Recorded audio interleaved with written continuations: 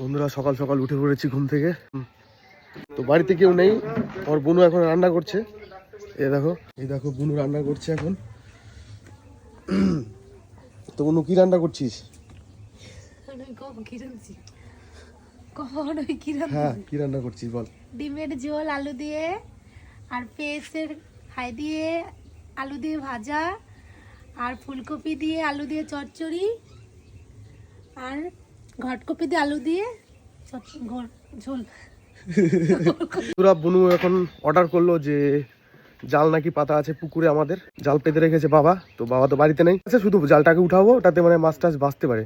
তো চলো দেখা যাক। বাড়ি আর এটা হচ্ছে আমাদের পুকুর। ভাই কোথায় যে জাল পাতা আছে পুকুরের আমি তো সঠিক জানি না। নিজের থেকে মনে হচ্ছে ওটা, ওই যে দেখতে পাচ্ছ, আমি মোটামুটি এতটা দূরে আছি।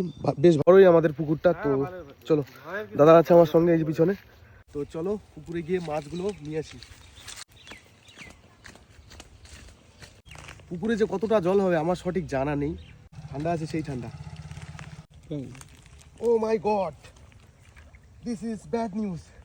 অনেক জল, আমার দ্বারা হবে না, গামছা পরতে লাগবে বন্ধুরা। গামছা পরে আসি। তো বন্ধুরা আমি গামছা পরে চলে এসেছি, এখন যাব মাছটা ধরতে। হ্যাঁ জোগাড়ের মতো লাগতেছে। কিরকম বলতেছি দেখা যাক। ভাই জম্বের ঠান্ডা, মাল মরে গেলাম। দাঁড় ফাটানো ঠান্ডা পড়ছে, এত ঠান্ডা জল কিছু বলার নেই। নিচ থেকে উপর অব্দি ফেটে যাচ্ছে, মাইনাসে চলে গেছে বোধহয় টেম্পারেচার। তো ঠান্ডার মধ্যে নামলাম কিন্তু কাজ হলো না। মানে ওই দিকে আর একটা মুখ আছে এরকম সেম, ওই মুখটা আমার খুলতে লাগবে। আর জানি না তো, এগুলো আমি করি না, বাবাই করে। একদম ঠান্ডা। হ্যাঁ উপরে নিয়ে চলে আসি না জন্য মনে হলো। আচ্ছা বন্ধুরা এই কয়টা মাছ পেয়েছি, লেভেলের কষ্ট হয়েছে। মাছ খাওয়া অত সহজ? এত বড় একটা জাল আর এইটুকু মাছ, দেখো তোমার ছোট ছোট মাছগুলো। চলো এটা আবার বোনকে দিয়েছি।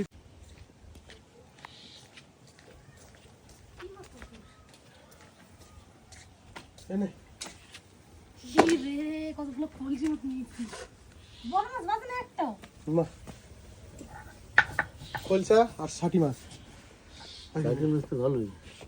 সেই দাদু সেই মাছ কাটতে লাগবে